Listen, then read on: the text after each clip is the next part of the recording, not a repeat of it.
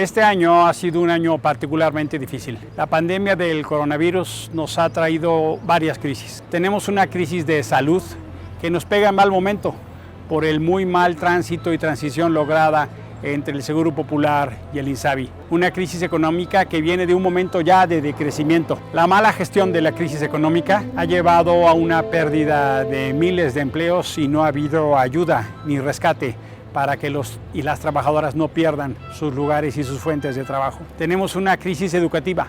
Millones de niños y niñas están ahora en desprotección educativa, jóvenes, hombres y mujeres que no encuentran espacio después de haber estudiado. Tenemos una crisis de inseguridad. Lamentablemente la pandemia no ha hecho cuarentena en términos de violencia, incluso superando los peores momentos de la historia del país. Tenemos también una crisis de pobreza, una crisis social. Han aumentado millones de pobres en este país. Tenemos también, sin duda, una crisis que en su conjunto da una crisis social, pero sobre todo hay una crisis política por el mal manejo.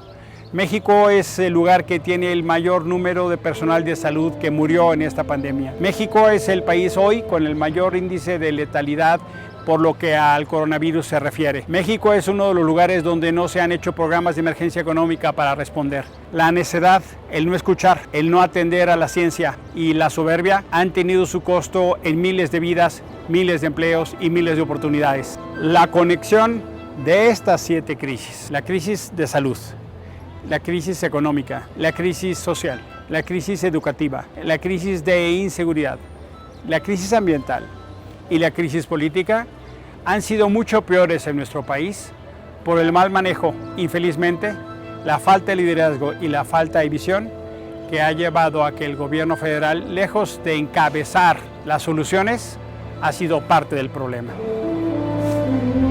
Hay una serie de temas de la agenda del Senado que son de extraordinaria preocupación. La agenda de la migración y la movilidad y las de las relaciones internacionales. Este año ha sido un año de muy preocupantes retrocesos. México decidió cambiar su política migratoria, lo que tenía de señales de esperanza de una política migratoria fundada en la solidaridad, bruscamente se convirtió en una política migratoria centrada en la seguridad. México cae ante los chantajes y amenazas de Trump. López Obrador decide ceder, teniendo condiciones para enfrentar muy distintamente los chantajes y las amenazas de ese presidente xenófobo que hay en Estados Unidos. La policía, la Guardia Nacional, distintas estructuras se han dedicado a perseguir migrantes, quienes ahora no solo enfrentan el dilema de la pobreza, de la inseguridad, de la Guardia Nacional, del muro de Trump, que ahora somos nosotros, vergonzosamente, sino también el coronavirus. La agenda de derechos humanos es uno de los temas más críticos de este año y felizmente será un año que va a reportar los peores niveles de violencia. La libertad de expresión también está bajo ataque. Siguen asesinándose periodistas en México, pero además de eso los ataques de parte del presidente de la República y toda la descalificación que hace de quien no piensa como él. Hay que destacar, sí, el valioso y el constante trabajo de periodistas, de medios de comunicación, que a pesar de esos ataques siguen haciendo periodismo y ejerciendo la libertad de expresión. También preocupa lo que sucede con los feminicidios. Es de esperanza el fuerte empuje de las mujeres en su lucha por justicia y con dignidad.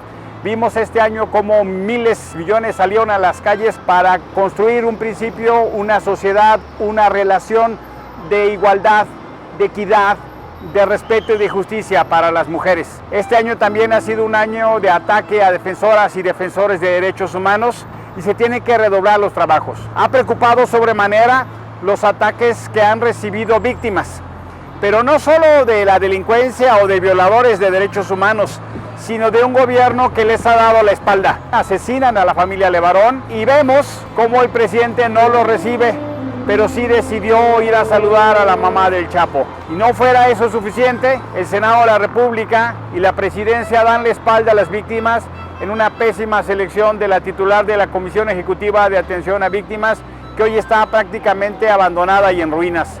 Una Comisión Nacional de los Derechos Humanos sumisa, omisa y silenciada, que en lugar de ejercer acciones de inconstitucionalidad, que en lugar de emitir recomendaciones e informes, decide callar. Esta agenda de derechos humanos, tanto de las acciones de los órganos que tendrían que proteger víctimas, como desde la agenda que tiene que ver con seguridad, con migrantes, con la protección a mujeres, ha tenido fuertes retrocesos. Uno de los más graves retrocesos es el tema de la militarización. México avanza poco a poco a una mayor presencia pública de militares en la vida pública. Construyen trenes, aeropuertos, hospitales, distribuyen libros, gasolina, cada vez tiene más dinero, cada vez tiene más poder.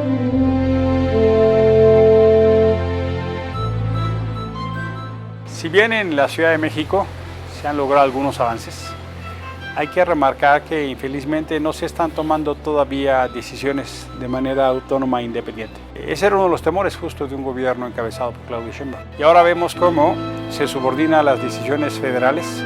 En materia de COVID han sido críticas. La ciudad es uno de los epicentros más importantes en materia del coronavirus. Hay muchas dudas sobre la veracidad de la información de cuántas personas aquí han muerto. Si bien el gobierno de la ciudad ha hecho esfuerzos, estos han resultado insuficientes. Preocupa de manera específica la agenda de la seguridad en la ciudad. Hemos visto cómo se incrementa la violencia. Preocupa sobremanera los ataques en contra de jóvenes y adolescentes, incluso en hechos atroces donde han perdido la vida. Se necesita reforzar la estrategia de seguridad ciudadana que dé la certeza a quienes vivimos acá que estaremos protegidos y resguardados, evitando el avance de la delincuencia organizada y del narcotráfico y de las bandas del crimen organizado. Hay algunas obras que preocupan en materia de medio ambiente. Se tiene que trabajar de la mano con las comunidades, con los vecinos, bien en Tláhuac, bien en Chapultepec. Preocupa que el gobierno de la ciudad tenga esta insensibilidad con el movimiento feminista y con las mujeres.